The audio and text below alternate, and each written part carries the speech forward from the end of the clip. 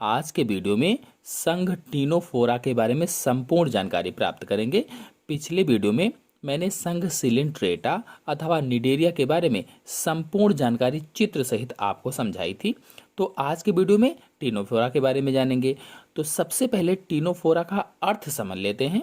तो टीनोफोरा में जो सी है ये सी साइलेंट है। अब टीने का अर्थ क्या हुआ?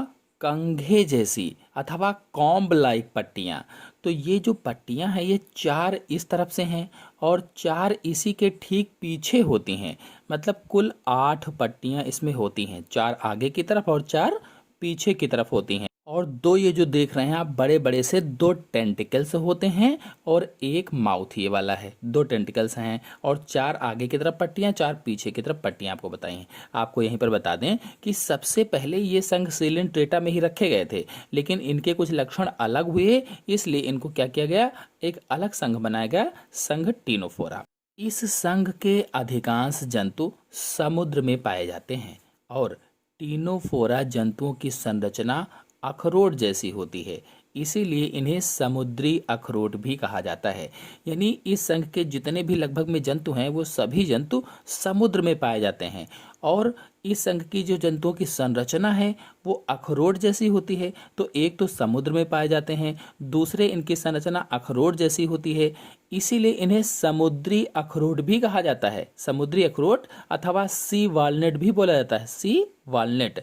और इन्हें समुद्री करौंदा भी कहते हैं, समुद्री करौंदा अथवा सी गूजबेरी भी कहा जाता है, सी गूजबेरी। इस संघ के कुछ जातियां जो होती हैं, यानी इस संघ के जंतुओं की कुछ जातियां फीते जैसी भी होती है, जैसे फीता होता है उस तरीके की भी होती हैं। जैसे जो रतिवलय होता है अथवा वीनस गर्डिल जो होता है ये फीते जैसा होता है।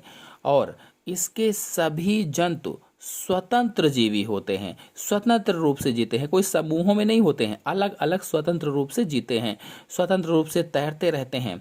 और इनके शरीर पर सीलिया पाए जाते हैं, इन्हीं सीलिया की सहायता से ये समुद्र में तैरते हैं। जो सीलिया होते हैं इन्हीं सीलिया के द्वारा ये तैरते रहते हैं। ये जंतु बहुत ही पारदर्शी होते हैं, यानी बिल्कुल पारदर्शी होते हैं।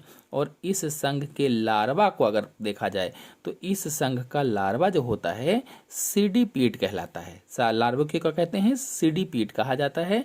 और ये लार्वा अंडाकार अथवा गोलाकार होता है। इस संघ का प्रमुख उदाहरण प्लूरोबैंकिया है, प्लूरोबैंकिया। इसे समुद्री करौंदा भी कहा जाता है और यह छोटा समुद्री रेंगने वाला जीव है। जो प्लूरोबैंकिया है इसे सी गूजबेरी भी कहते हैं अथवा समुद्री करौंदा भी कहते हैं।